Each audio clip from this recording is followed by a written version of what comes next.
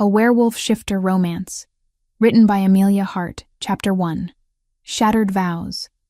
The ivory silk dress had cost more than most people's cars, its intricate beadwork catching the afternoon sunlight streaming through the cathedral's stained glass windows. Scarlet Hayes smoothed her trembling hands over the flowing fabric, her emerald eyes fixed on her reflection in the antique mirror of the bridal suite. At 24, she should have felt radiant, glowing with the joy of a woman about to marry her fated mate. Instead, something cold twisted in her stomach, a premonition she couldn't shake. "You look absolutely stunning, sweetheart," her mother whispered, adjusting the vintage pearl necklace at Scarlet's throat. The older woman's eyes glistened with unshed tears, though whether they were from joy or something else entirely, Scarlet couldn't tell.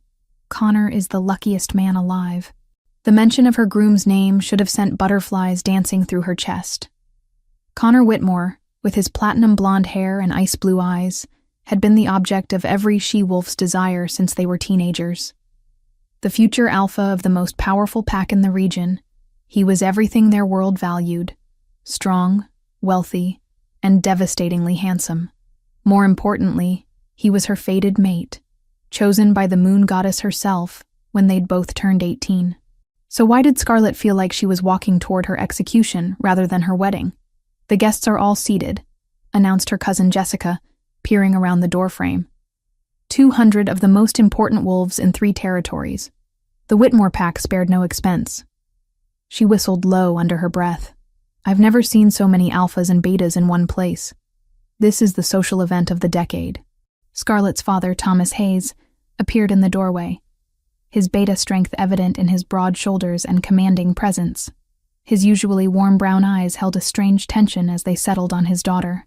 "It's time, princess," he said softly, offering his arm. "Are you ready?" "No," she wanted to scream. Something was wrong, had been wrong for weeks now. Connor had grown distant, their conversations stilted and formal. When she'd tried to discuss it with him, he'd brushed off her concerns with that charming smile that never quite reached his eyes. But what choice did she have? Their engagement had been arranged by their fathers when they were children, sealed when the mate bond had snapped into place 6 years ago. This wasn't just a wedding. It was a political alliance that would unite 2 powerful bloodlines. "I'm ready," she lied, taking her father's arm. The walk down the cathedral's marble aisle felt endless. 200 pairs of eyes tracked her every movement, whispers following in her wake like autumn leaves. The massive stone structure, built specifically for pack ceremonies, seemed to press down on her with its Gothic arches and towering pillars. At the altar, decorated with white roses and silver ribbons, Connor waited in his perfectly tailored black tuxedo. He looked magnificent, as always. His platinum hair was swept back from his aristocratic features, his ice blue eyes scanning the crowd with the practiced ease of someone born to lead. But as Scarlet approached, she noticed something that made her steps falter. Connor wasn't looking at her with love or even desire. His expression was calculating, cold, as if she were a business transaction to be completed. The efficient, Elder Morrison from the Whitmore pack, began the ancient ceremony.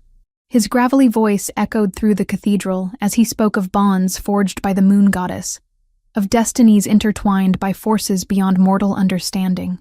Scarlet barely heard the words, her attention fixed on Connor's face.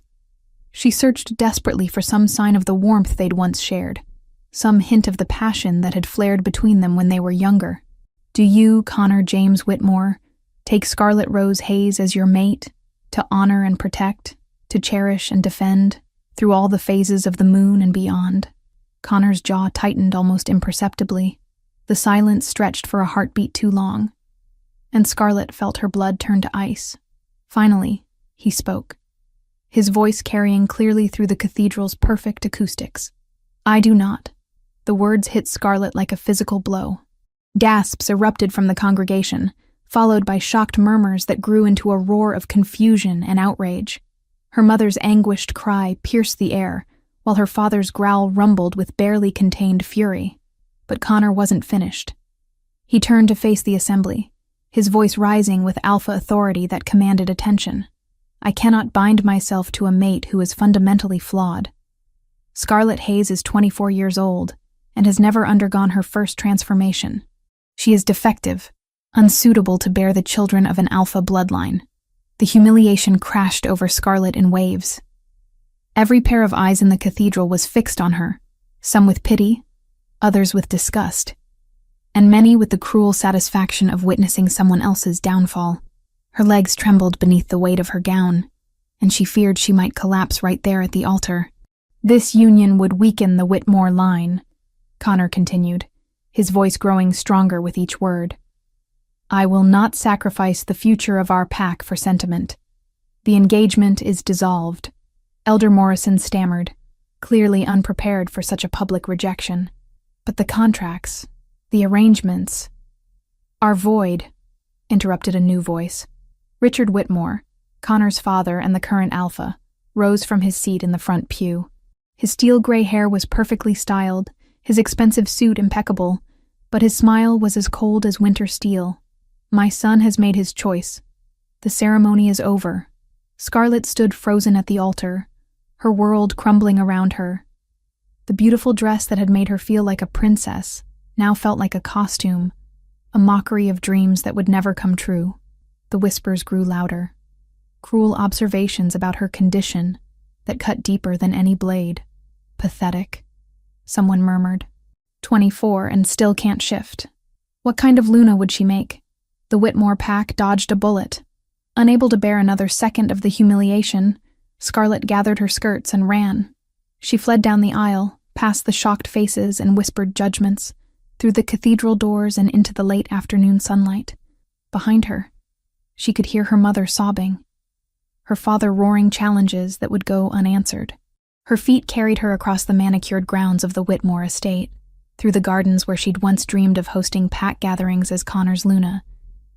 The silk shoes were never meant for running, and she kicked them off, not caring as the expensive heels were swallowed by the ornamental pond.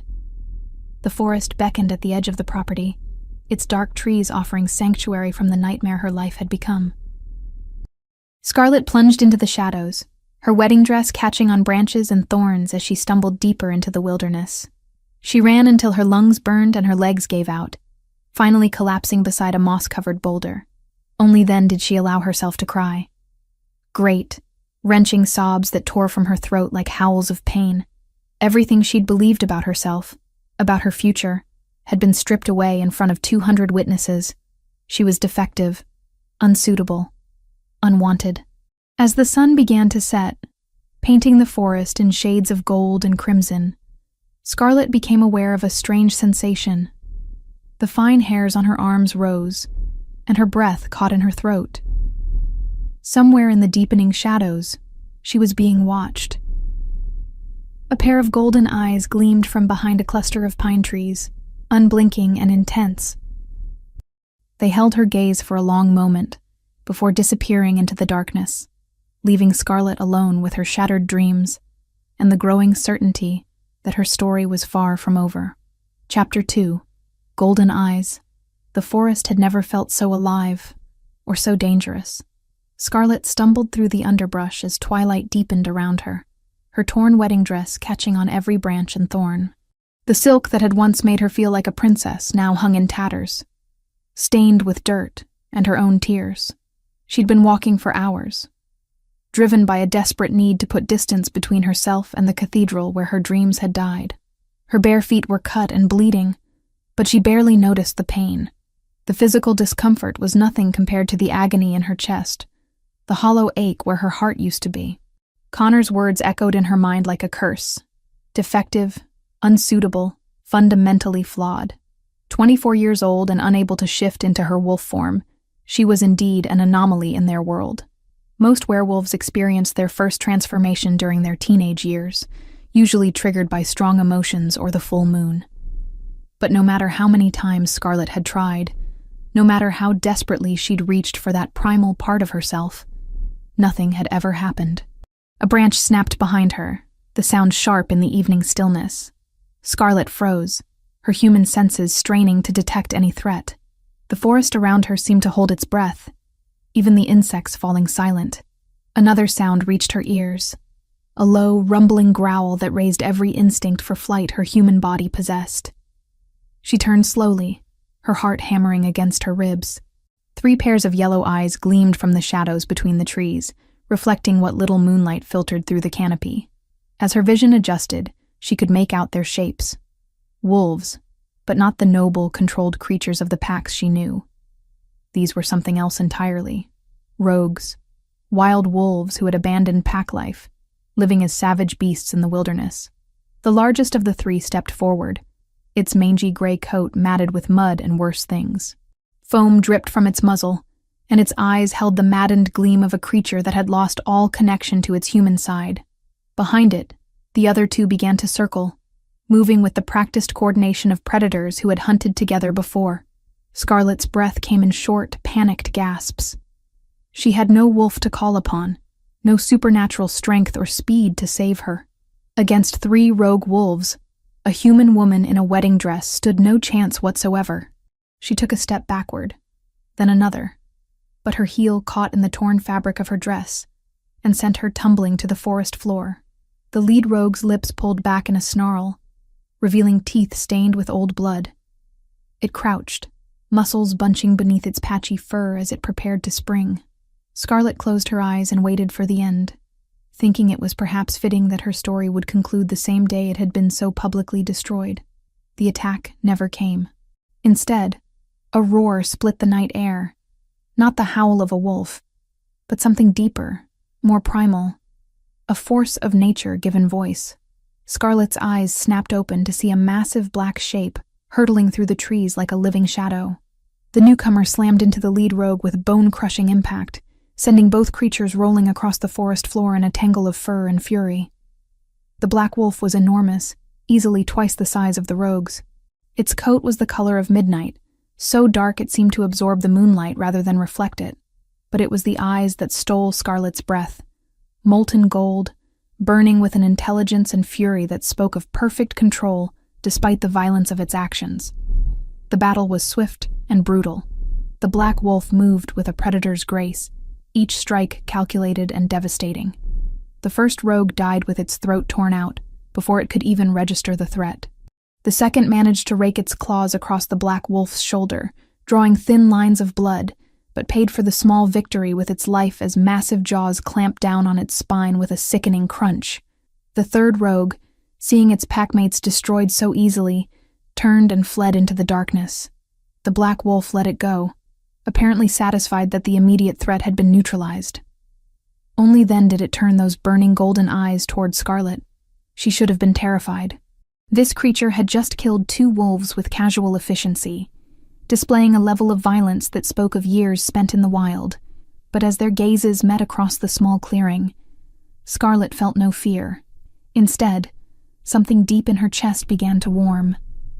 A recognition that had nothing to do with logic and everything to do with instinct. The black wolf approached slowly, its movements careful and deliberate.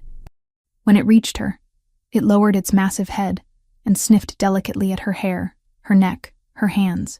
Its breath was warm against her skin, and she caught its scent. Pine and storm winds, wild freedom, and barely contained power. Without conscious thought, Scarlet reached out and buried her fingers in the wolf's thick fur. It was impossibly soft, like silk beneath her touch, and she felt the powerful muscles beneath shift and relax at her caress. A low rumble emanated from the creature's chest. Not a growl, but something closer to a purr of contentment. "Thank you," she whispered, her voice barely audible in the forest stillness. "I don't know why you helped me, but thank you." The wolf's golden eyes studied her face with an intensity that was almost human. For a moment, Scarlet had the strangest feeling that it understood every word she'd spoken, that behind those burning orbs was a mind as sharp and complex as any person's. Then, between one heartbeat and the next, the wolf began to change. The transformation was unlike anything Scarlet had ever witnessed. She'd seen pack members shift before, but it had always been a private thing, done away from human eyes. This was different, raw, primal, beautiful in its violence. Bones cracked and reformed, muscle flowed like water, and the midnight fur receded to reveal golden skin stretched over a frame that belonged in classical sculptures. When the change was complete, a man knelt where the wolf had been. He was tall, even in his crouched position, his shoulders broad and powerful. Dark hair fell across his forehead, partially obscuring features that were sharp and aristocratic, despite the wildness that clung to him like a second skin. But it was his eyes that made Scarlet's breath catch. The same molten gold as his wolf form, burning with intelligence and something that might have been recognition. He was completely naked, apparently unconcerned with modesty as he reached for a bundle of clothes hidden behind a nearby tree. As he dressed in dark jeans and a simple black shirt, Scarlet found herself staring, unable to look away from the play of muscles beneath his skin, or the way moonlight caught the silver scars that crossed his chest and arms like a map of old battles. "You're hurt," he said, his voice a deep rumble that seemed to resonate in her bones. His accent was refined, educated, at odds with his wild appearance. "Those cuts need attention." Scarlet glanced down at her feet, suddenly aware of the pain she'd been ignoring. Blood seeped from dozens of small gashes where thorns and stones had torn her skin. "It's nothing," she said automatically, the response drilled into her from years of trying to prove she wasn't as fragile as everyone believed. Golden eyes fixed on her with laser intensity. "It's not nothing. Infection is a real concern, especially in the wilderness." He straightened to his full height, and Scarlet realized he was easily 6.5 feet tall, his presence commanding despite his casual clothes. "My cabin isn't far. I have medical supplies." Every instinct screamed that she should be afraid. This man, this wolf, was dangerous in ways she couldn't even comprehend. He'd killed 2 rogues without hesitation, moved through the forest like he owned it, and there was something in his eyes that spoke of violence barely held in check. But Scarlet found herself nodding, drawn to him by forces she didn't understand. "What's your name?" she asked, as he led her deeper into the forest, his steps sure and confident in the darkness. "Gabriel," he replied without turning around. Gabriel Storm. The surname sent a chill down Scarlet's spine. She knew that name, had heard it whispered in pack circles for years. The Storm Pack had been one of the most powerful in the region until 5 years ago, when their alpha had been stripped of his title and banished for crimes no one would speak of openly. If this was that same Gabriel Storm, then she was following a dangerous rogue into the wilderness, and no one would ever find her body. But as they walked through the moonlit forest, with Gabriel moving like a ghost ahead of her, and the memory of his wolf's protective fury fresh in her mind, Scarlet found she didn't care. Her old life was over, destroyed in front of 200 witnesses. Perhaps it was time to discover what lay beyond the safety and suffocation of pack society. Behind them, hidden in the shadows they'd left behind, golden eyes watched their retreating forms with satisfaction before melting back into the darkness. Chapter 3. Hidden Truths. Gabriel's cabin emerged from the forest, like something out of a fairy tale, its log walls weathered silver by years of mountain storms. Warm light spilled from the windows, casting golden rectangles across a small clearing where wildflowers grew in untamed profusion. It was nothing like the grand estates Scarlet was accustomed to, but there was something deeply appealing about its rustic simplicity. "It's not much," Gabriel said, seeming to read her thoughts as he pushed open the heavy wooden door. "But it's secure and well-stocked." The interior was surprisingly spacious, with high ceilings supported by massive timber beams. A stone fireplace dominated one wall, its hearth crackling with a fire that Gabriel must have banked before leaving. Handmade furniture filled the space. A leather sofa, a dining table crafted from a single massive slab of wood, bookshelves lined with volumes on everything from military strategy to ancient poetry. It was the home of a man who valued substance over style, function over flash. "Sit," Gabriel commanded, gesturing toward the sofa as he disappeared into what appeared to be a bathroom. He returned moments later with a first aid kit and a basin of warm water, kneeling before her with the same fluid grace he'd displayed in wolf form. Scarlet tried not to flinch as his hands closed around her ankle, lifting her foot to examine the damage. His touch was gentle despite the calluses that spoke of hard manual labor, his fingers tracing the cuts with professional precision. "You're lucky," he murmured, reaching for antiseptic. Nothing too deep, but these need to be cleaned properly. Are you a doctor? She asked, watching as he worked with practiced efficiency. The antiseptic stung, but his touch was so gentle she barely noticed the pain. Field medic, Gabriel replied without looking up. Military, before everything went to hell. There was a bitter edge to his voice that made Scarlet wonder what exactly had happened to destroy his pack and send him into exile. Gabriel Storm, she said carefully, testing the name on her tongue. I know that name. Everyone in the territory knows that name. His hands stilled for just a moment before resuming their work. I imagine they do. Though I doubt you've heard the truth of what happened 5 years ago. Then tell me the truth. Golden eyes met hers, and Scarlet saw pain there. Old agony that had never fully healed. The truth is that I refused to follow orders that would have resulted in the deaths of innocent people. Children, specifically. And for that, I was branded a traitor and stripped of everything I'd ever known. Scarlet's breath caught. In their world, an alpha's word was law. To disobey was unthinkable, punishable by exile or death. But there was something in Gabriel's voice. A conviction that spoke of moral certainty rather than rebellious pride. What kind of orders? She pressed. Gabriel finished bandaging her feet before answering, his movements careful and deliberate. Richard Whitmore wanted to expand his territory. My land bordered his, and he made an offer that was more threat than negotiation. When I refused to sell, he decided to take it by force. His plan involved attacking during the harvest festival, when families would be gathered together. Men, women, children. It wouldn't have mattered to him. The blood drained from Scarlet's face. Richard Whitmore, Connor's father, the man who had orchestrated tonight's humiliation. She'd always known he was ruthless in business, but this spoke of a cruelty that went beyond mere ambition. I gathered evidence of his plan and took it to the Council of Alphas, Gabriel continued, rising to his feet and moving to the fireplace. I thought they'd stop him, hold him accountable. Instead, they chose to believe his version of events, that I was planning to attack his pack unprovoked. By the time the hearing was over, I was the villain and he was the victim. But surely your pack would have stood by you.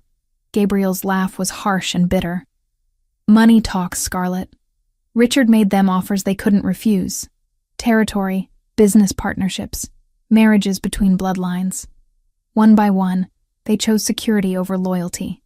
Even my beta, my closest friend since childhood, turned his back on me when the votes were cast. The pain in his voice made Scarlet's chest ache. She'd felt betrayal tonight when Connor rejected her. But that was nothing compared to having an entire pack abandon you when you needed them most. I'm sorry, she whispered. That's unforgivable. Is it? Gabriel turned from the fire to face her, his expression unreadable. Or is it simply the way of our world? The strong survive. The weak are cast aside. Tonight, you learned the same lesson I did 5 years ago. The words hit her like a physical blow. Connor, she breathed.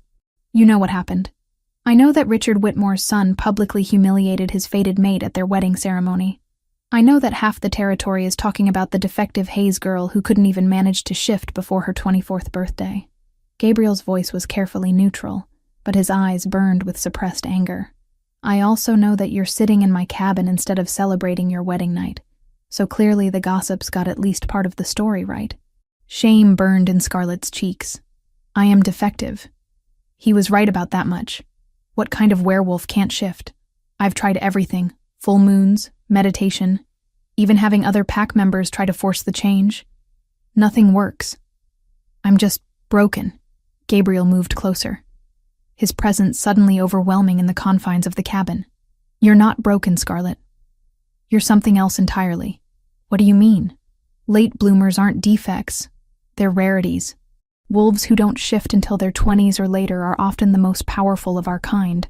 The delay usually means their wolf is so strong it needs specific conditions to emerge safely. His golden eyes held hers captive. Tell me, have you ever felt her? Your wolf, I mean. Even if you couldn't shift, have you sensed her presence? Scarlet's breath caught. She had felt something over the years.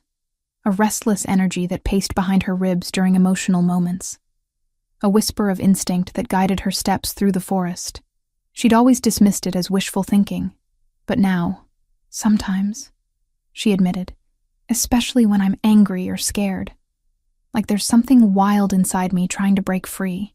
Because there is. Gabriel's voice dropped to barely above a whisper, and I suspect Richard Whitmore knew it. This rejection wasn't about your supposed defect, Scarlett. It was about preventing you from discovering what you really are. Before she could ask what he meant, Gabriel closed the distance between them. His hands came up to frame her face, his touch sending electricity racing through her veins. This close, she could see the flecks of amber in his golden eyes, smell the intoxicating scent of pine and storm winds that clung to his skin. "What are you doing?" she breathed, her heart hammering against her ribs. "Something I probably shouldn't," he murmured, his thumb tracing the curve of her cheekbone. "But after watching you run through that forest in a torn wedding dress, after seeing the courage it took to follow a dangerous stranger into the wilderness, I can't seem to help myself." His lips were soft when they touched hers, a gentle exploration that quickly deepened into something more demanding. Scarlett's hands fisted in his shirt, pulling him closer as heat exploded through her system. This was nothing like the chaste kisses she'd shared with Connor. This was fire and hunger and desperate need. Gabriel's arms tightened around her, lifting her effortlessly as he deepened the kiss. Scarlett could taste the wildness on his tongue, feel the barely leashed power in his embrace. For the first time in her life, she felt truly alive, as if every nerve ending in her body had suddenly awakened. A sound from outside shattered the moment, the distant howl of wolves, too organized and purposeful to be natural. Gabriel tensed, his head snapping toward the window with predatory alertness. "We need to go," he said, his voice sharp with urgency. "Now." "What's wrong?"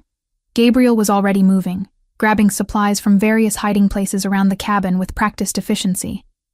"Whitmore's patrol. They've tracked you here." He tossed her a pair of boots that were only slightly too large. "Put these on. We have maybe 10 minutes before they reach the cabin." Scarlett's hands shook as she laced the boots, the romantic haze of moments before evaporating in the face of immediate danger. "How do you know it's them?" "Because I've been watching their patrols for 5 years, waiting for them to make a mistake." Gabriel shouldered a pack and checked the bullets in a pistol before sliding it into a holster at his hip. "Tonight, following you was their mistake." As they slipped out the cabin's back door into the forest beyond, Scarlett caught sight of lights moving through the trees. Flashlights and the gleaming eyes of wolves in their shifted forms. The hunt was on, and she was the prey. But as Gabriel's hand closed around hers, leading her deeper into the wilderness with sure and silent steps, Scarlett realized something had changed. She was no longer running from her problems. She was running toward something new, something dangerous and thrilling and utterly unknown. Behind them, the cabin sat empty and innocent in its clearing, giving no hint of the secrets it had sheltered or the passion it had witnessed. By the time the patrol reached it, their quarry would be long gone, vanished into the forest, like spirits of the night. Chapter 4. The Price of Protection. Dawn broke gray and cold over the Hayes family estate, its pale light doing nothing to warm the chill that had settled over the once happy home.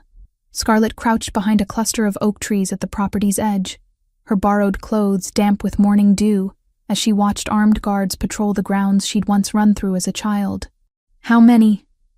Gabriel whispered beside her, his presence a comforting warmth in the crisp air. They'd spent the night moving through the forest, staying ahead of the search parties that combed the wilderness with methodical precision. "8 that I can see," Scarlett replied, her heart breaking as she spotted her mother through the kitchen window. Margaret Hayes sat at the breakfast table, her shoulders shaking with silent sobs while her husband paced behind her like a caged animal. "They're treating my family like prisoners in their own home." Gabriel's jaw tightened as he studied the scene. The guards weren't pack security. Their scents were wrong, carrying the metallic tang of hired muscle, rather than the earthy warmth of wolves. "Mercenaries," he growled. "Richard's not taking any chances." As if summoned by his words, a black SUV pulled up the circular driveway, its tinted windows reflecting the morning sky like dark mirrors. The rear door opened, and Richard Whitmore emerged, his silver hair perfectly styled despite the early hour. He wore an expensive charcoal suit that probably cost more than most people's monthly salary, and his cold smile was visible even from Scarlett's hiding spot. "He's here," she breathed, fear and anger warring in her chest.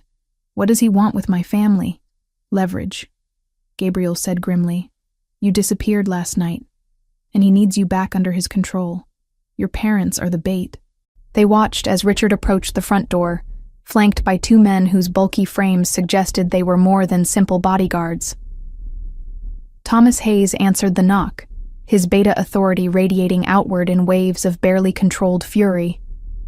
Even from a distance, Scarlett could see the tension in her father's stance, the way his hands clenched and unclenched at his sides. "I can't hear what they're saying," Scarlett whispered, straining to catch even fragments of the conversation. Gabriel closed his eyes, his enhanced senses reaching out across the distance.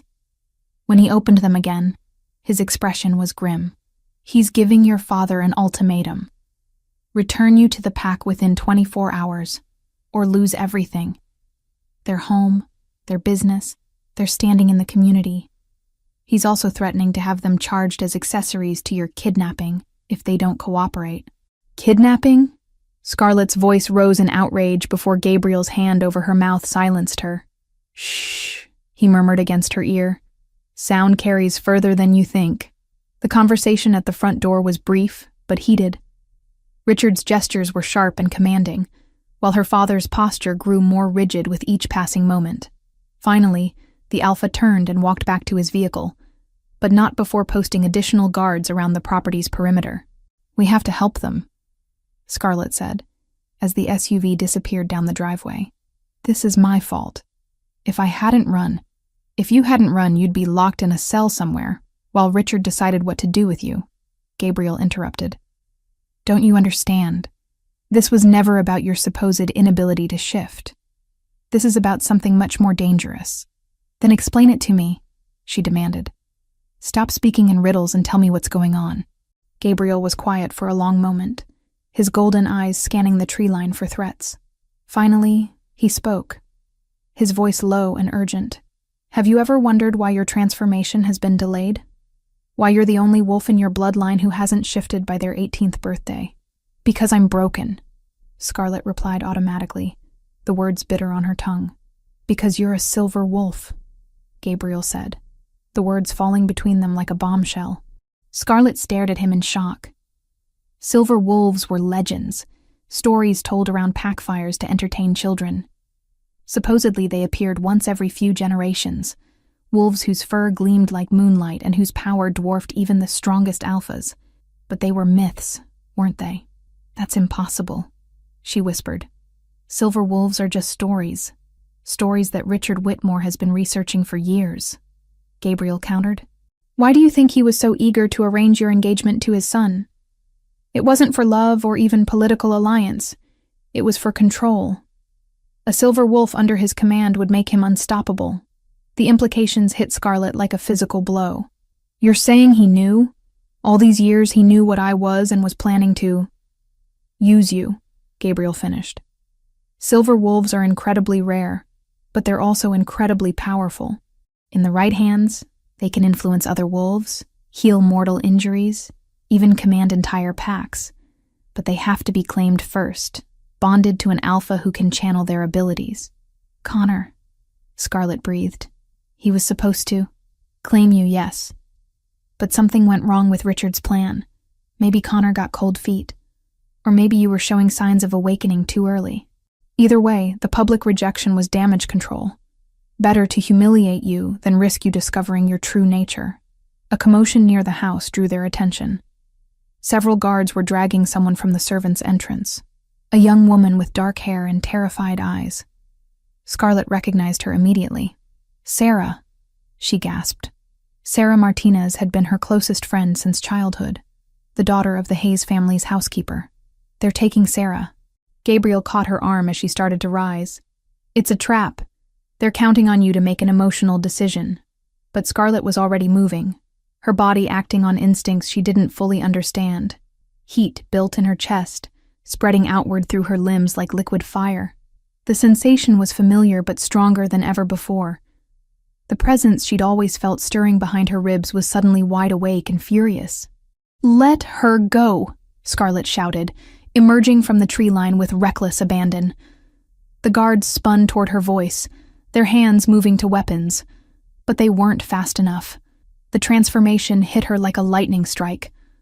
One moment she was running across the lawn in human form, the next she was something else entirely. Silver fur rippled across her body as bones cracked and reformed with supernatural speed. The pain was exquisite and terrible, but underneath it was a joy so profound it brought tears to her wolf's eyes. She was magnificent. Even Gabriel, who had seen many transformations in his lifetime, could only stare in awe as Scarlet's wolf form emerged from the painful chrysalis of change. Her fur was indeed silver, shining like captured moonlight, and she was larger than any female wolf he'd ever encountered. But it was her eyes that truly marked her as something special. They glowed with an inner light that seemed to pierce straight through to the soul. The guards barely had time to scream before she was among them. Silver fur became a blur of motion as she moved with speed that defied physics. The men who had been manhandling Sarah found themselves flat on their backs, staring up at a creature from their worst nightmares. But Scarlet's wolf showed remarkable restraint. Her attacks were precise, designed to incapacitate rather than kill. Gabriel shifted and joined the fray, his midnight black form a perfect complement to her silver radiance. Together, they moved like a force of nature, driving back the mercenaries with coordinated strikes that spoke of an impossible synchronization. It was over in minutes. The guards lay unconscious on the lawn, while Sarah cowered behind an ornamental fountain, her eyes wide with terror and wonder. The front door burst open, and Scarlet's parents emerged, their faces cycling through shock, fear, and finally overwhelming relief. "Scarlet?" Thomas Hayes whispered, staring at the magnificent silver wolf that had been his daughter moments before. The wolf padded toward him slowly, her glowing eyes gentle now that the threat had passed. When she nuzzled against his outstretched hand, Thomas let out a sob that seemed to come from the depths of his soul. "My beautiful girl," he whispered, running his fingers through fur that felt like spun starlight. "You're incredible." Margaret Hayes joined them, tears streaming down her face as she embraced her daughter's wolf form. "We always knew you were special, sweetheart. We just didn't know how special." Gabriel shifted back to human form, quickly pulling on the spare clothes he carried in his pack. "This changes everything," he said, his voice tight with urgency. "Richard will have felt that transformation from miles away. Every alpha in 3 territories will know a silver wolf has awakened." As if to prove his point, howls began echoing across the landscape, not the wild calls of rogues, but the organized communications of pack wolves mobilizing for hunt. The sound came from multiple directions, growing closer with each passing moment. "They're surrounding us," Thomas said, his beta instincts reading the tactical situation with grim accuracy. Scarlet shifted back to human form, the transformation easier this time, but leaving her exhausted. Gabriel was beside her instantly, wrapping his jacket around her naked form as she swayed on unsteady legs. "We have maybe 10 minutes before they close the net," he said. "After that, we're trapped." "Then we don't wait," Scarlet replied, steel entering her voice. For the first time in her life, she felt truly powerful, truly in control of her destiny. "We take the fight to them." Gabriel's eyes widened. "Scarlet, you don't understand what you're suggesting. Richard has dozens of wolves at his command, trained fighters who won't hesitate to—" "I'm a silver wolf," she interrupted, her green eyes blazing with newfound confidence.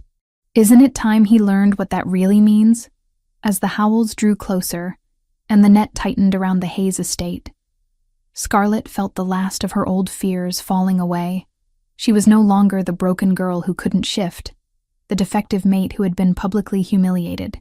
She was something far more dangerous, a silver wolf who had finally awakened, and she was done running from destiny. Chapter 5. Blood and Silver. The abandoned warehouse on the outskirts of Millbrook had been empty for years, its broken windows and rusted metal siding a testament to the town's economic decline. But tonight, it served a far more sinister purpose. Harsh fluorescent lights buzzed overhead, casting harsh shadows across the concrete floor where Thomas Hayes knelt with his hands zip-tied behind his back. Blood trickled from a cut above his left eye, and his beta strength was suppressed by the silver collar locked around his throat. The metal burned against his skin, its poisonous touch preventing him from shifting or accessing his supernatural abilities. Across from him, Connor Whitmore paced back and forth like a caged predator, his perfect features marred by barely controlled rage. "This is all your fault," Connor snarled, his ice-blue eyes blazing with fury. "Your defective daughter has made me a laughingstock. Do you have any idea what it's like to be pitied by wolves who should be bowing to me?" Thomas lifted his head with dignity, despite his circumstances. "Scarlet is worth 10 of you, boy." "She always has been." The backhand sent Thomas sprawling, fresh blood spattering the concrete.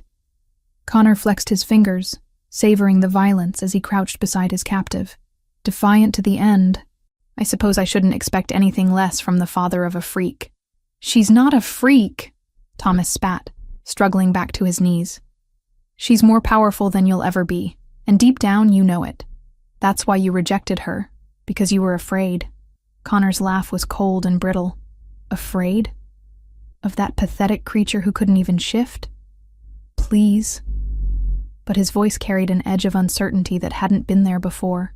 Word of Scarlet's transformation had spread through the supernatural community like wildfire, and the implications were staggering. "She shifted," Thomas said, reading the doubt in the younger man's eyes. "Right there on our front lawn, in front of a dozen witnesses.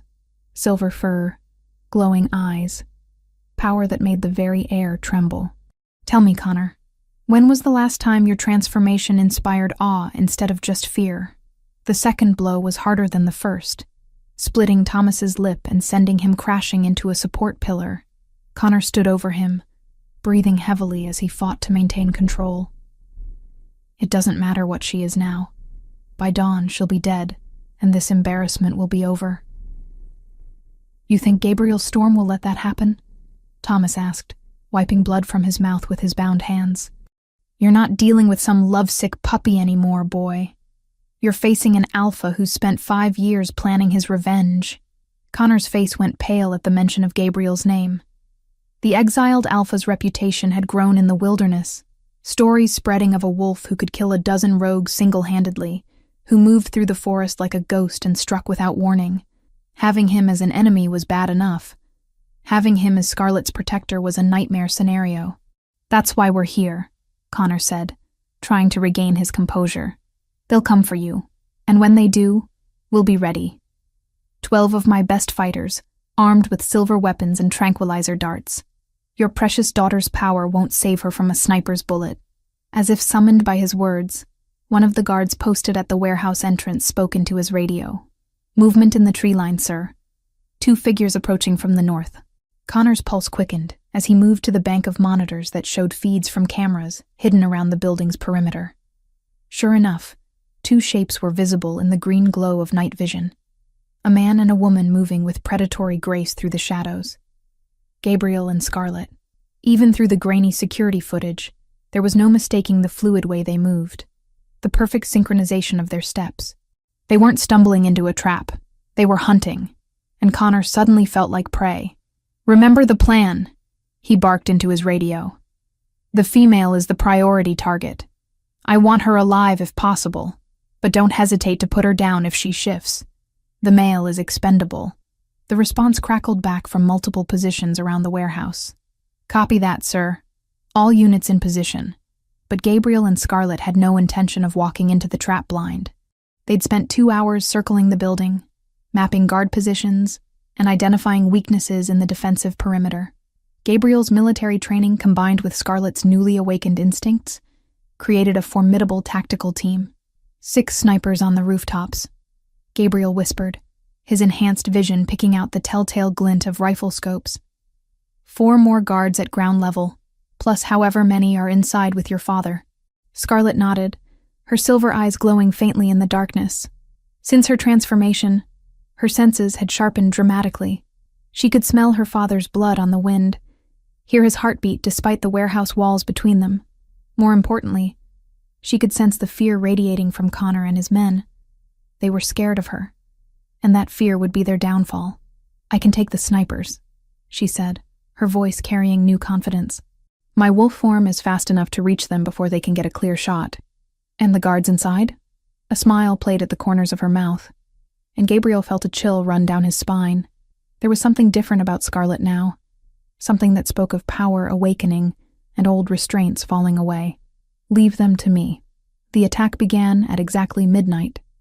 Scarlet's transformation was swift and silent, silver fur rippling across her form as she became something out of legend. She moved like liquid moonlight, scaling the warehouse's exterior wall with impossible grace. The first sniper never saw her coming. One moment he was scanning the tree line through his scope. The next he was unconscious, his weapon clattering to the roof below.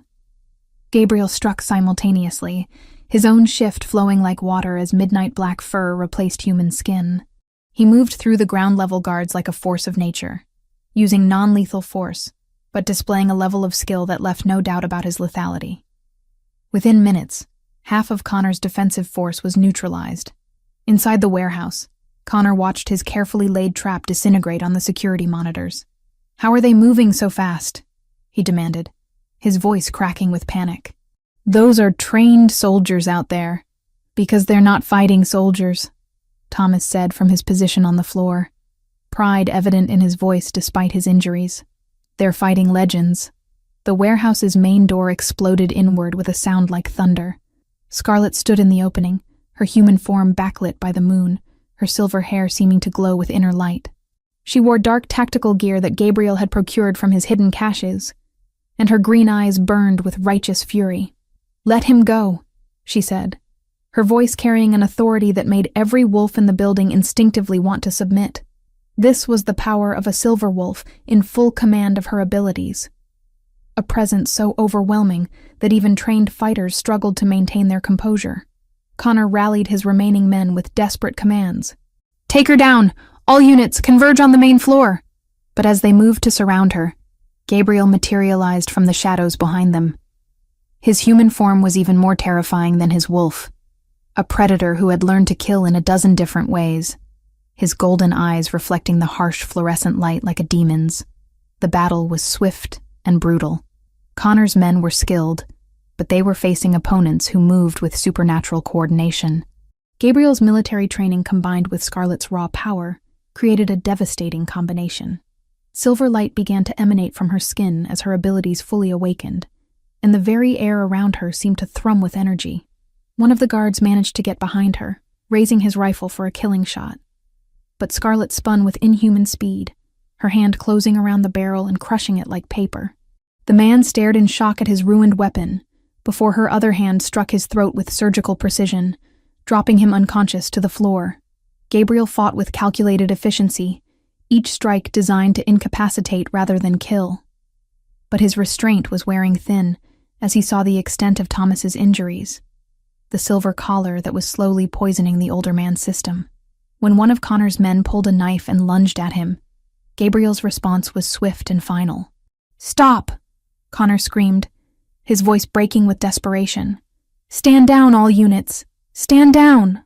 The remaining guards hesitated, caught between their orders and the obvious fact that they were outmatched. In that moment of uncertainty, Scarlet moved. She crossed the warehouse floor in 3 swift strides, her hand closing around Connor's throat with enough pressure to lift him off his feet. "Where's the key to the collar?" she demanded, her voice carrying harmonics that seemed to resonate in every wolf's bones. This was command presence beyond anything they'd experienced. Not the crude dominance of an alpha, but something far older and more primal. Connor's face turned purple as he struggled against her grip. There is no key," he gasped.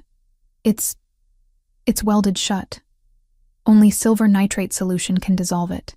Gabriel appeared beside them, his golden eyes burning with fury. "Where?" "Safe. In the office," Connor choked out, pointing toward a corner room with his free hand. Scarlet released him, letting him drop to the concrete floor like a discarded toy. "Get it," she told Gabriel. "I'll watch our friend here."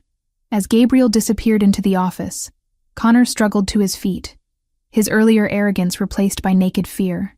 "You can't kill me," he said, his voice barely above a whisper. "I'm the heir to the Whitmore pack. My father will—" "Your father set this trap," Scarlet interrupted, her silver eyes boring into his soul. "He sent you here to die if necessary, as long as it got rid of me. You're expendable to him, Connor. Just like I was expendable to you."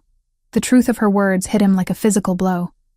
Richard Whitmore was indeed capable of sacrificing his own son if it served his greater ambitions. Connor had been so focused on proving himself worthy of his inheritance that he'd never considered the possibility that he might be nothing more than a pawn in his father's games. Gabriel returned with a small vial of clear liquid, moving quickly to Thomas's side. The silver nitrate hissed and bubbled as it contacted the collar, eating through the metal with chemical efficiency. Within moments, the collar fell away, and color began returning to Thomas's face as his natural healing abilities kicked in. "Thank you," Thomas whispered, his voice hoarse from the collar's effects. "Both of you." Scarlett knelt beside her father, her hands glowing with soft silver light as she channeled healing energy into his injuries. The cuts closed, the bruises faded, and the burn marks from the collar vanished like they'd never existed. It was a display of power that left even Gabriel speechless. "How did you learn to do that?" he asked, wonder evident in his voice. "I didn't learn," Scarlett replied, helping her father to his feet. "It just came naturally. Like my wolf was always there, waiting for me to stop being afraid of what I could become." Connor watched the healing with growing horror, finally understanding what he'd given up when he rejected her at the altar. A silver wolf's power was beyond anything he'd imagined, and he'd thrown it away for pride and prejudice. "What now?" Thomas asked, testing his restored strength. Scarlett turned toward Connor, her expression thoughtful. "Now we end this. Your father has been pulling strings from the shadows long enough. It's time to drag him into the light." Gabriel's smile was sharp and predatory. "I know exactly how to do that. Richard Whitmore has one weakness: his reputation. If we expose what he's really done, the other packs will turn on him." As they prepared to leave the warehouse, leaving Connor's unconscious men behind, Scarlett felt the last piece of her old self fall away. She was no longer the broken girl who couldn't shift, no longer the rejected mate who ran from her problems. She was a silver wolf who had found her strength, and she was ready to use it. Chapter 6. The Ancient Circle. The old arena had been carved from living stone centuries ago, its circular walls rising from the forest floor like the bones of some ancient giant. Carved runes spiraled around the fighting pit, their meanings lost to all but the eldest pack historians. This was where disputes between alphas had been settled for generations, where honor duels were fought according to laws older than memory. Scarlett stood at the arena's edge, her silver hair catching moonlight, as she stared down into the pit where her fate would be decided. 3 hours had passed since they'd escaped the warehouse.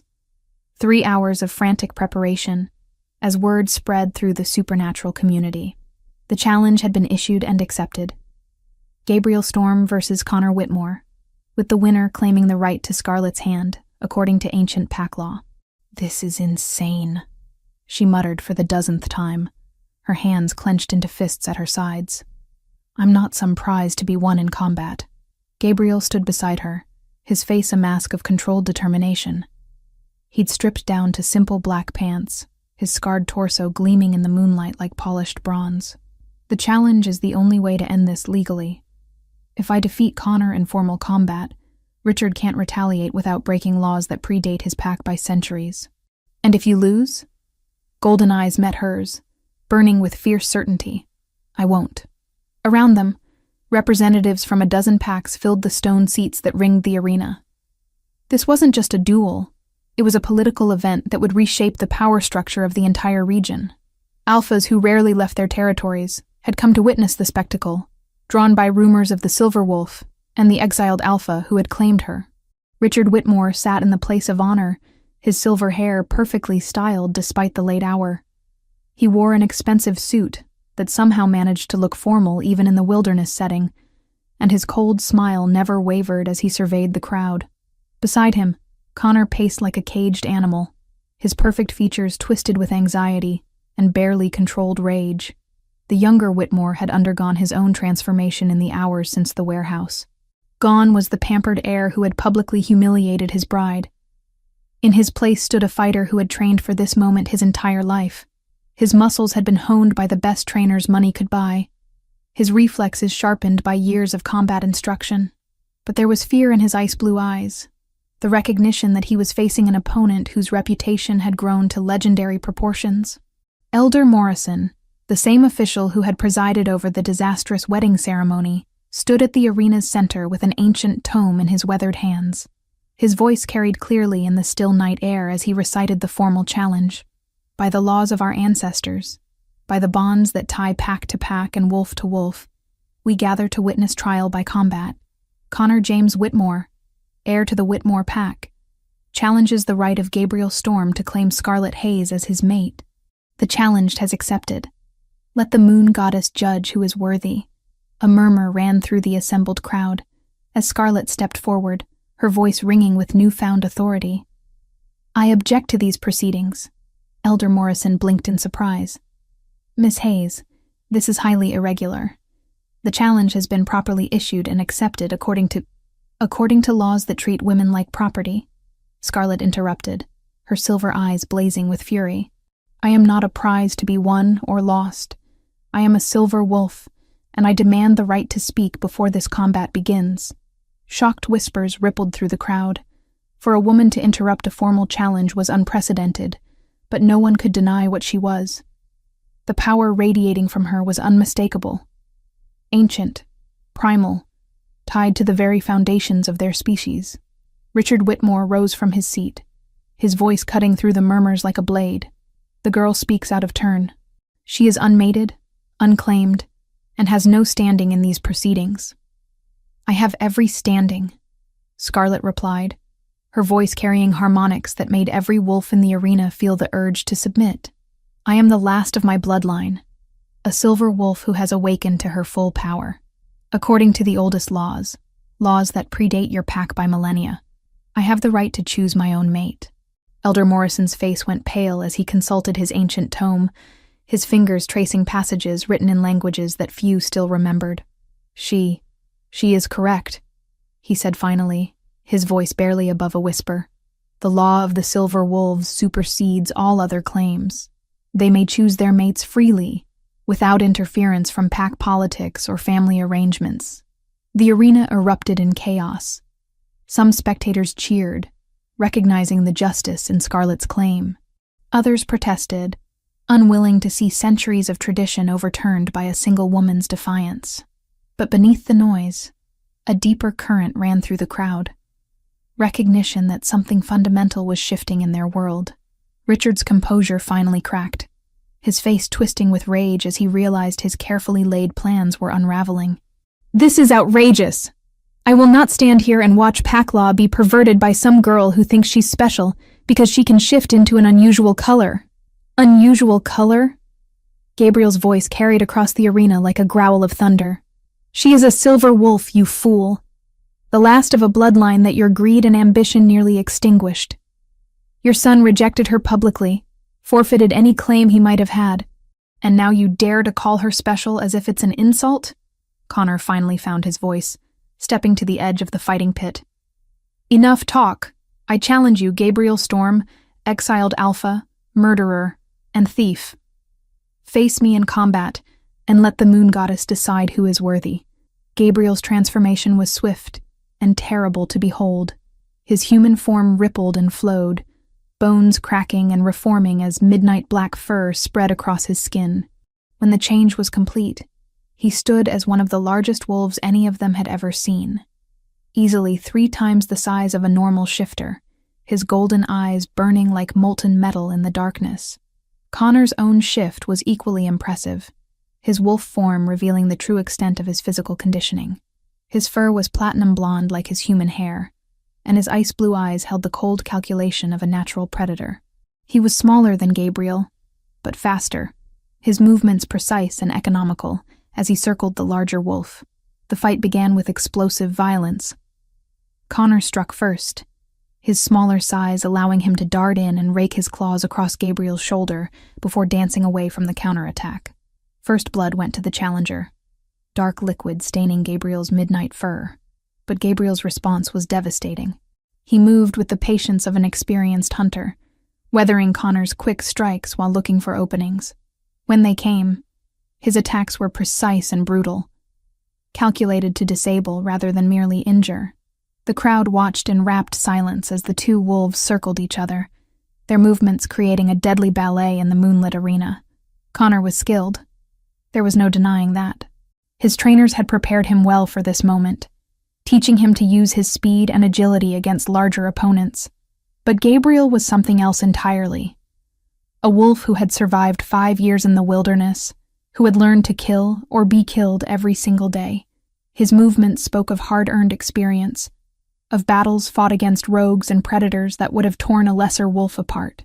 The turning point came when Connor overextended himself, lunging for Gabriel's throat, in a move that would have ended the fight instantly if it had connected.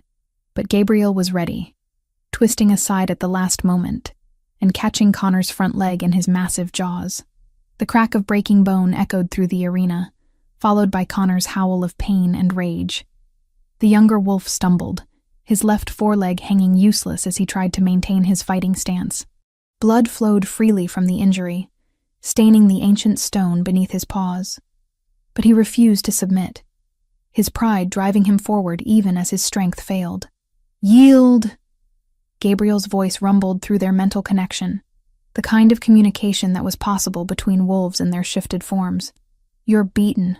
Don't make me kill you." "Never," Connor snarled back, his ice-blue eyes blazing with defiance. "I'd rather die than lose to an exile." From the stands, Richard Whitmore watched his son's defeat with growing desperation. This wasn't how things were supposed to go. Connor was meant to win, to reclaim the family honor and secure the Silver Wolf's power for the Whitmore pack. But it was clear that his son was outmatched, that defeat was inevitable. That's when he made the choice that would damn him forever. The sniper rifle had been positioned hours earlier, hidden in the forest beyond the arena's walls. One of Richard's most trusted operatives lay behind it, his finger on the trigger as he waited for the signal. When it came, a subtle hand gesture from the Whitmore Alpha, the assassin didn't hesitate. The silver bullet was designed to kill even the strongest werewolf, its metal blessed by pack shamans and inscribed with runes of binding. It flew true, aimed directly at Gabriel's heart as he stood over his defeated opponent. But Scarlett's newly awakened senses detected the threat a split second before impact. Without conscious thought, she shifted and leaped into the arena, her silver form blazing like a fallen star as she intercepted the deadly projectile. The bullet struck her in the side, silver fire exploding through her nervous system as the blessed metal burned like acid in her flesh. She collapsed to the stone floor, her wolf form convulsing as the poison spread through her system. Gabriel's roar of rage shattered the night, a sound of pure fury that sent every wolf in the arena cowering in instinctive terror.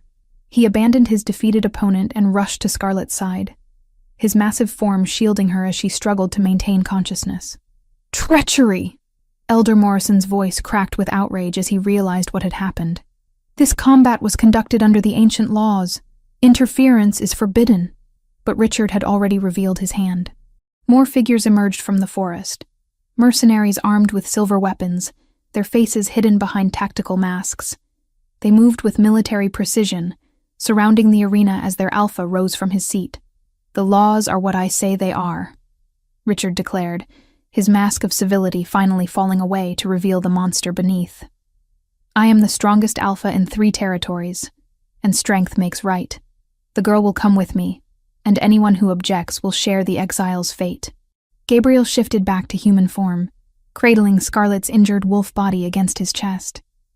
Silver light flickered weakly around her form, as her natural healing abilities fought against the blessed metal in her system. "You've made a mistake, Richard," Gabriel said quietly, his voice carrying a deadly promise. "You've just declared war on every pack that believes in honor and justice. Do you really think they'll stand by and watch you pervert the ancient laws?" As if to prove his point, several of the alpha spectators rose from their seats, their own power beginning to manifest as they realized the implications of what they'd witnessed. This wasn't just about Scarlett anymore. It was about the fundamental principles that held their society together. The old ways were dying, killed by Richard Whitmore's greed and ambition. But from their ashes, something new was being born. A future where silver wolves chose their own destinies. and love proved stronger than fear. Chapter 7. The Reckoning. The sacred arena had become a battlefield, ancient stones stained with blood as chaos erupted in the moonlit clearing. Richard Whitmore's mercenaries advanced with military precision, their silver weapons gleaming like deadly stars as they closed the net around the assembled pack leaders. But they had underestimated the fury of alphas who had just witnessed the desecration of their most sacred laws. Gabriel knelt in the center of the arena, cradling Scarlet's wounded wolf form against his bare chest as silver light flickered weakly around her injuries. The blessed bullet had lodged deep in her side, its poisonous metal burning through her supernatural healing like acid. Her breathing was shallow, labored, and her silver fur was stained dark with blood. "Stay with me," he whispered, his voice breaking with desperation. "You're stronger than this. You're a silver wolf. This can't be how your story ends." Alpha Marcus Kane of the Northern Territory was the first to shift, his massive brown wolf leaping from the stone seats with a roar that shattered the night. His pack had been allies of the Storm bloodline for generations, and he would not stand by while honor was trampled underfoot. Within seconds, half a dozen other alphas joined him, their forms ranging from silver gray to deep russet as they threw themselves at Richard's forces. The mercenaries opened fire, their specialized weapons spitting silver bullets designed to kill even the strongest werewolves. But they were fighting legends now. Alphas whose power had been forged over decades of leadership, whose fury at this betrayal burned hotter than molten steel. Alpha Sarah Cross of the Eastern Packs moved like liquid death, her white wolf form ghosting between the gunmen as she struck with surgical precision. Each attack was calculated to disable rather than kill, but her mercy came at a cost.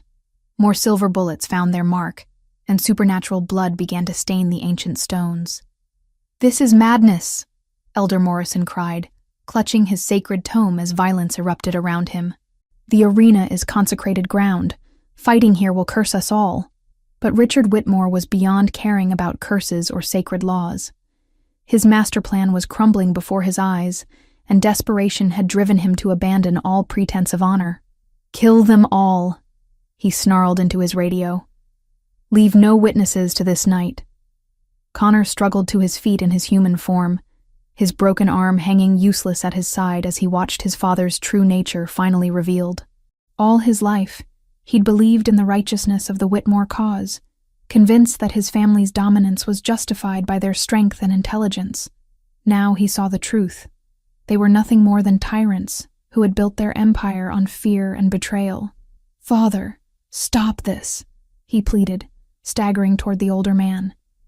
"You've gone too far. The council will never forgive this breach of sacred law."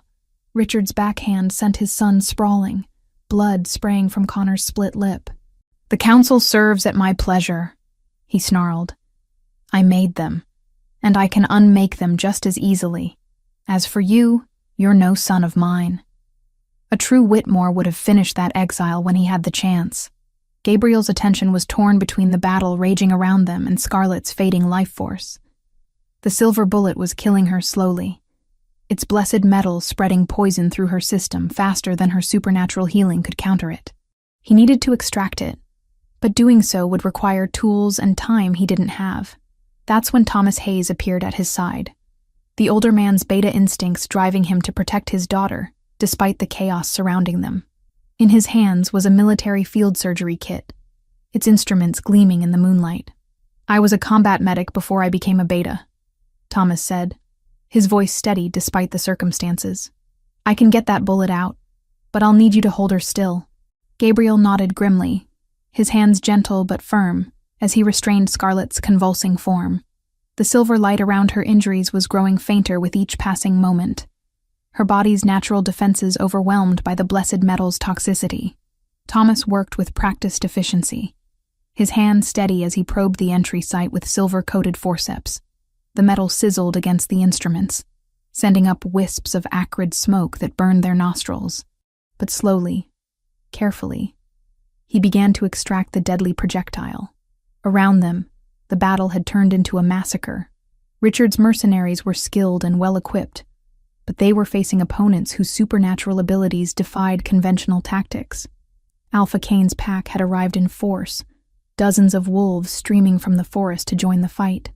The odds were shifting, but the cost in blood was staggering.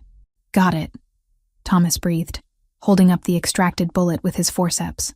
The blessed silver was still glowing with malevolent energy, its surface inscribed with runes that hurt to look at directly. "But she's lost too much blood. I don't know if her healing will be enough to—" His words were cut off as silver light suddenly blazed from Scarlet's form, so bright it cast sharp shadows across the arena floor. Her wolf body began to shift and change, fur receding as bones cracked and reformed. But this wasn't her normal transformation. This was something else entirely, something that spoke of power beyond mortal understanding. When the light faded, Scarlet knelt on the blood-stained stone in her human form, completely healed. But she was changed. Her silver hair now held streaks of pure white, and her green eyes had taken on an otherworldly luminescence. Most striking of all was the intricate pattern of silver marks that spiraled across her skin like living tattoos, pulsing with their own inner light. "The awakening," Elder Morrison whispered, his ancient voice filled with awe and terror. "The old texts spoke of it, but I never believed. She's become something more than wolf, more than human. She's touched the very essence of our species."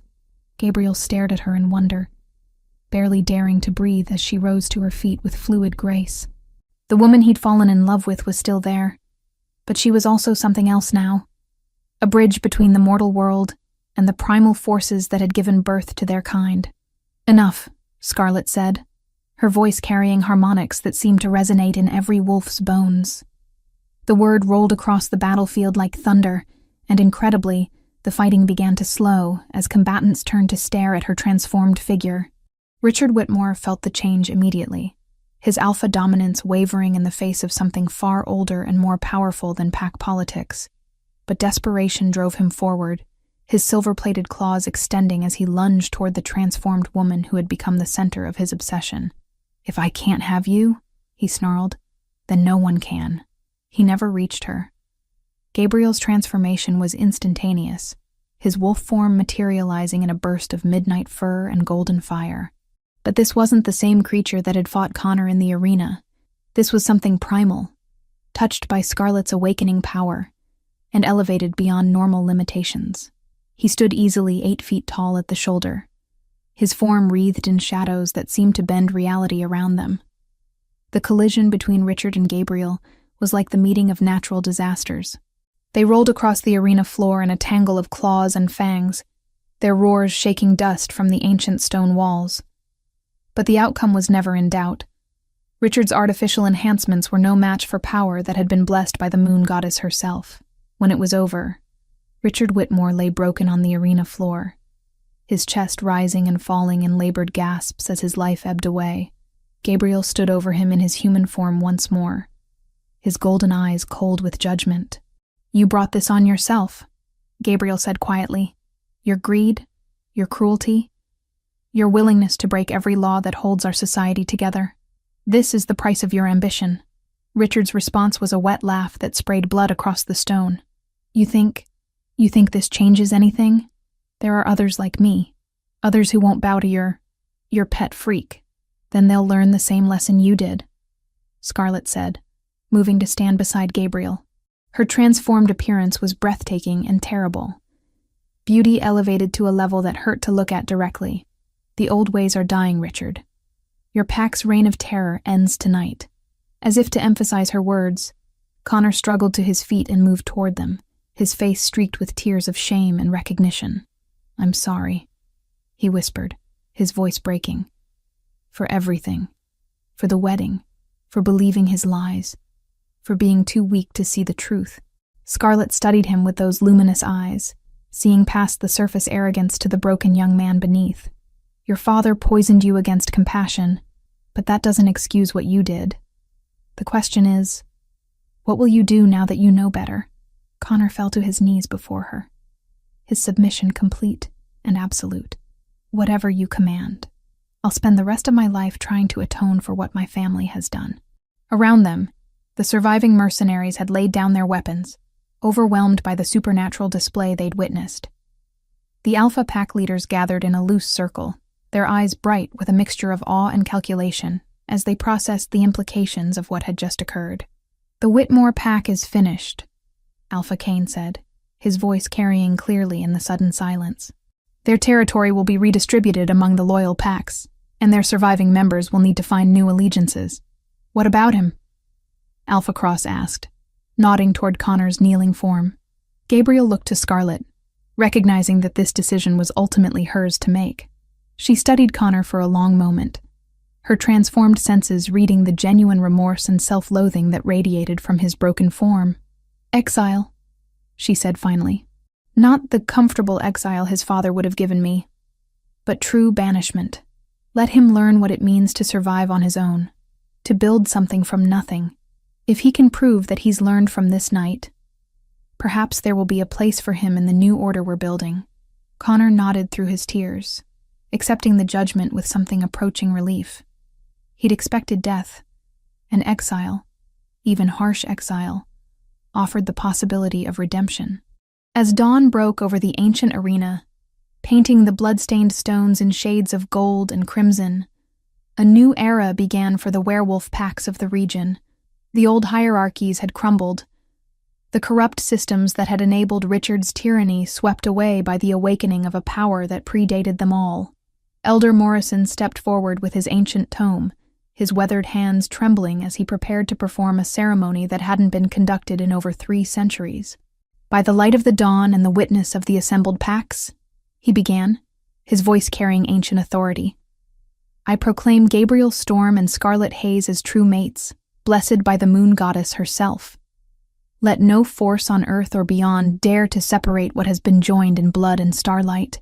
The assembled alphas howled their approval, their voices rising in harmony as the sun climbed higher into the morning sky. But beneath the celebration was the recognition that this was only the beginning. There would be challenges ahead, other tyrants who would test the new order they were building. But they had something now that they'd never possessed before. A silver wolf who had awakened to her full power, and an alpha whose love had proven stronger than death itself. Together, they would reshape their world, building something better from the ashes of the old corruption. The age of the Silver Wolf had begun.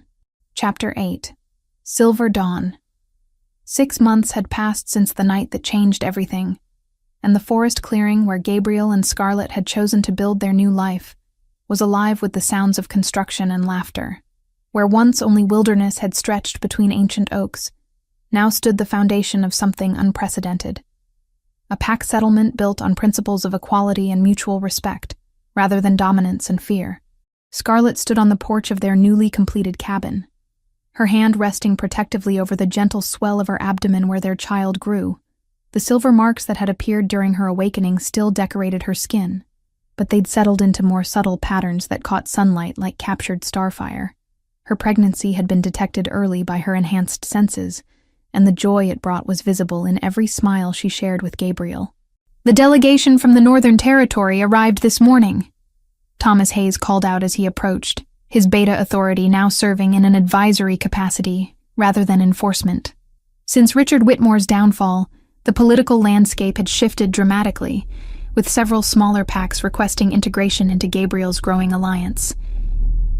"Good," Scarlet replied, watching as Gabriel directed the construction of a new community center designed to host interpack gatherings. His natural leadership had drawn followers from across 3 territories, wolves who were tired of the old ways and hungry for change. Are they bringing their families, or is this still just exploratory? "Full integration," Thomas said with satisfaction. "Alpha Kane says they're ready to commit to our model permanently.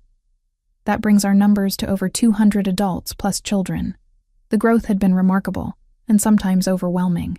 Word of the Silver Wolf's awakening had spread throughout the supernatural community, drawing not just werewolves, but other shapeshifters who sought refuge from territories controlled by tyrants, like Richard had been. Gabriel's military background had proven invaluable in organizing the influx of refugees and new citizens. Sarah Martinez appeared from the direction of the medical center, her face glowing with excitement as she carried a tablet displaying ultrasound images. She'd trained as a nurse practitioner after the events at the arena, driven by a desire to serve the growing community in a meaningful way. "The latest scans look perfect," she announced, her voice bright with professional pride. "The baby is developing exactly as expected, and the silver markings suggest they'll be incredibly powerful when they mature." Scarlet smiled, her hand tracing the patterns that had become visible on her skin during the pregnancy. The child she carried would be the firstborn to a fully awakened silver wolf in over 3 centuries. And the implications were staggering. Early indicators suggested abilities that would surpass even her own remarkable gifts. "Any word from Connor?" Gabriel asked as he joined them, his clothes dusty from overseeing the construction work. The exiled Whitmore heir had been heard from sporadically over the past months, his reports arriving through intermediaries as he struggled to survive on his own in the wilderness. "He's made contact with a rogue pack in the Canadian territories," Thomas replied, consulting his notes. "Apparently he's been helping them establish better defensive positions against hunters. It seems exile has taught him things his privileged upbringing never could." Gabriel nodded approvingly. They'd all agreed that Connor deserved a chance at redemption, but it had to be earned through genuine service rather than empty gestures. The reports suggested he was finally learning what it meant to put others before himself. Elder Morrison approached through the afternoon sunlight, his ancient frame more robust than it had been in years. Serving as spiritual advisor to the new pack had given him renewed purpose, and his knowledge of the old laws had proven invaluable in establishing their unique governance structure. "The ceremony preparations are complete," he announced, gesturing toward the sacred grove where they'd constructed a permanent altar for pack rituals. "The visiting alphas are eager to witness the formal establishment of your territory. Tonight would mark the official founding of the Storm Moon Pack, the first werewolf community in recorded history to be governed jointly by an alpha and his silver wolf mate. Traditional pack structures placed all authority in the hands of a single leader, but Gabriel and Scarlet had pioneered a system of shared leadership that emphasized consultation and consensus. "Are you ready for this?" Gabriel asked quietly, his golden eyes searching her face for any signs of doubt. They'd discussed the challenges ahead many times. There would always be those who opposed change, who preferred the simplicity of the old hierarchies. "I'm ready," Scarlet replied, her voice carrying the quiet confidence that had replaced her old uncertainties. "We've built something beautiful here, Gabriel, something worth protecting." As evening approached, representatives from dozens of packs gathered in the sacred grove. Many were old allies who had stood with them during the confrontation with Richard Whitmore, but others were newer supporters drawn by stories of the equitable community they'd created.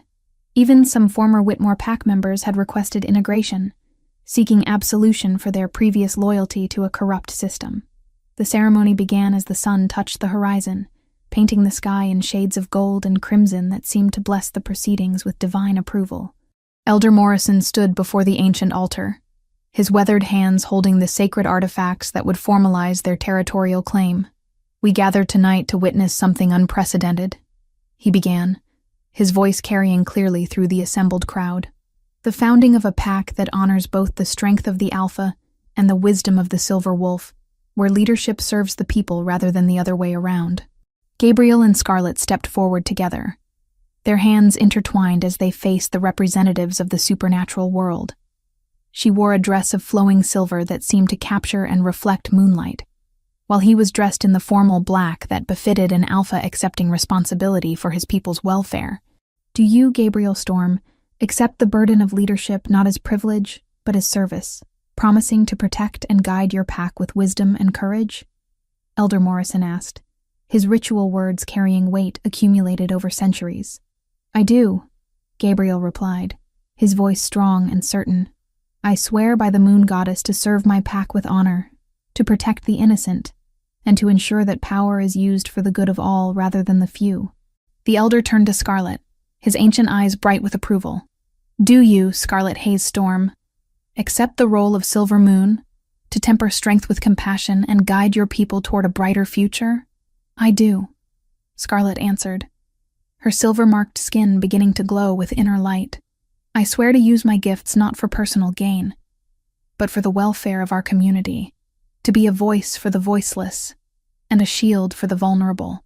As they spoke their vows, the assembled pack members began to howl their approval, not the harsh cries of dominance traditional to such ceremonies, but harmonious songs of joy and hope.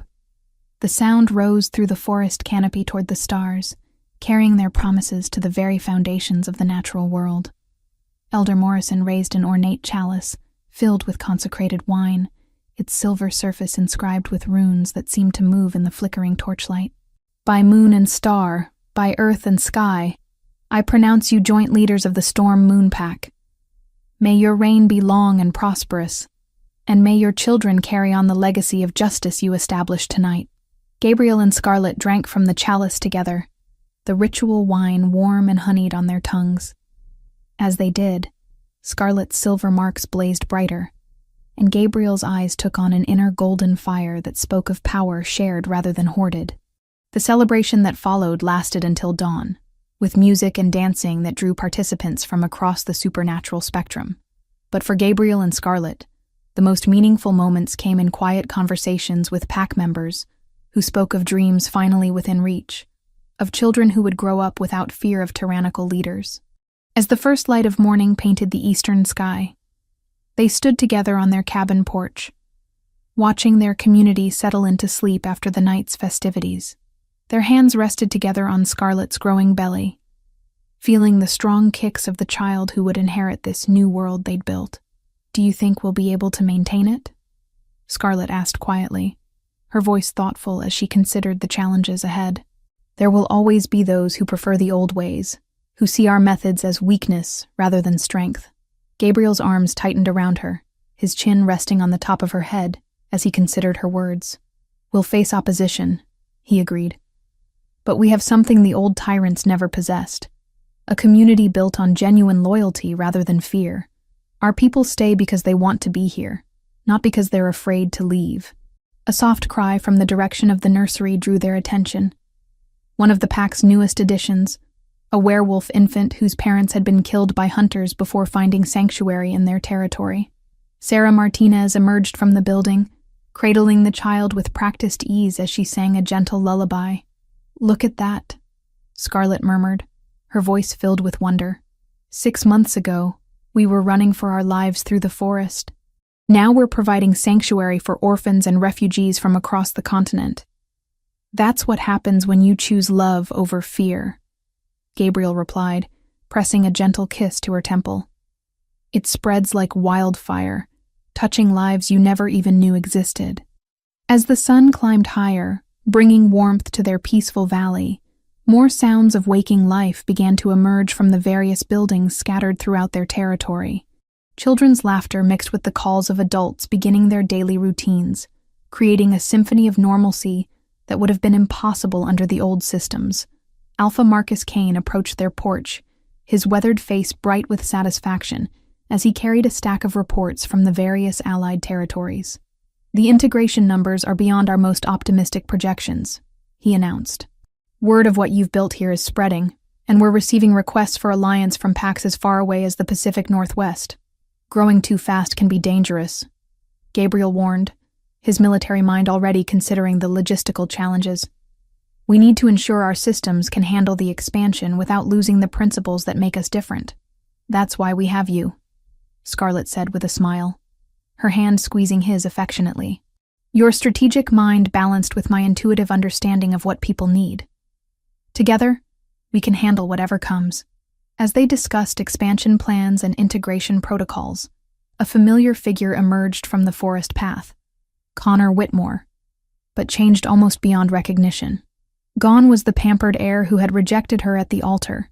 In his place stood a man hardened by months of survival in the wilderness, his ice-blue eyes bright with genuine humility. "Connor," Gabriel said, rising to his feet with cautious welcome. "We didn't expect you back so soon." The former Whitmore heir stopped at the base of their porch steps, his posture respectful but not servile. "I've learned what I needed to learn," he said simply. "About survival, about service, about what it means to earn rather than inherit respect. I'm here to ask if there's a place for me in what you're building." Scarlet studied him with her enhanced senses, reading the genuine change in his emotional signature. The arrogance and entitlement that had once defined him were gone, replaced by hard-won wisdom and authentic remorse. "There's always room for redemption," she said finally. "But it has to be earned every single day. Are you prepared for that?" Connor nodded, his expression solemn. I know I can never undo the harm I caused you, or the pain my family brought to so many others. But I want to spend whatever years I have left trying to build something better." Gabriel exchanged a look with Scarlet, reading agreement in her luminous eyes. "There's a construction crew working on housing for refugees from the Eastern Territories," he said. "Hard physical labor, no special treatment, and you'll start at the bottom. Are you willing?" "Grateful for the opportunity," Connor replied. And for the first time since they'd known him, his words carried genuine sincerity. As the morning progressed, and their community fully awakened to another day of building and growth, Scarlet reflected on the journey that had brought them to this moment. From the humiliation of a rejected wedding to the triumph of establishing something unprecedented in their world. It seemed impossible that so much could have changed in such a short time, but that was the nature of transformation, she realized. It came not in gradual increments, but in explosive moments of change that reshaped everything in their wake. Her awakening as a silver wolf, Gabriel's evolution from exile to leader, even Connor's journey from privileged heir to humble seeker of redemption. All of it had happened because they'd chosen to embrace change rather than cling to the familiar. "What are you thinking about?" Gabriel asked, noticing her contemplative expression. "The future," she replied, her hand moving to rest on their unborn child. "This little one is going to grow up in a world we're still creating. I want to make sure it's worthy of them." Gabriel's smile was warm and confident, reflecting the certainty that had carried them through every challenge they'd faced. "With you as their mother and the community we're building as their foundation, they'll have every opportunity to become something amazing." As afternoon shadows began to lengthen across their peaceful valley, Scarlet felt a deep sense of contentment settle over her like a warm blanket. The future stretched before them, full of challenges and opportunities in equal measure, but they would face it together. Alpha and Silver Wolf, leader and guide, partners in every sense of the word. The age of tyrants was ending, and the dawn of something better had begun.